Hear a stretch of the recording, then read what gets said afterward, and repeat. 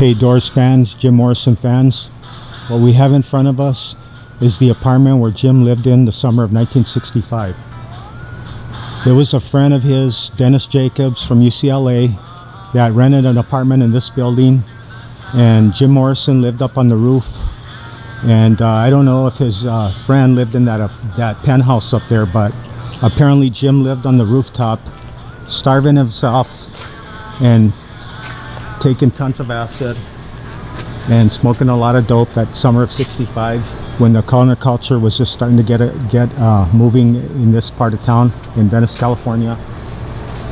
And he was able to break on through to the other side, as it were, and he wrote Moonlight Drive up on this roof here, and a few early Doors songs that came out in the first album.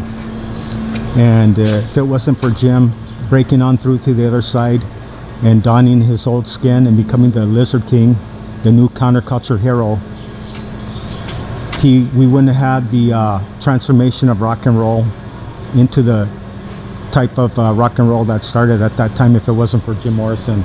It was more of a dark rock and roll type of music right after the Beatles and Beach Boys. It was more of a dark, somber type of rock and roll, poetic. And 1965, this whole area was pretty much all working class, blues, jazz, poets, musicians, and it was pretty affordable, probably $200 to rent an apartment. And now the apartments here are about $4,000, and the houses are all these $1 million lofts. And when I checked, the apartment rents are like about $6,000. And this place has become quite the metaphor for America, because it's all millionaires, rich people, and just homeless. And it's very unaffordable. And gone are those days of living cheap and affordable, and living the life of a poet and a musician, and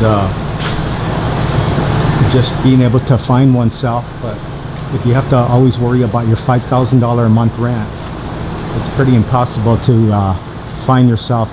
But thanks to Jim Morrison and this affordable area in 1965, he could live here, take all the acid he wanted, all the cheap food at Olivia's Soul Kitchen, break on through to the other side and create the new counterculture, and become, like I said, doff his old skin and become the Lizard King. Let's come around here and get a perspective of what it looked like in 1965. 90% of Venice is pretty much still the way it looked back then, except for these $1 million lofts that they built here.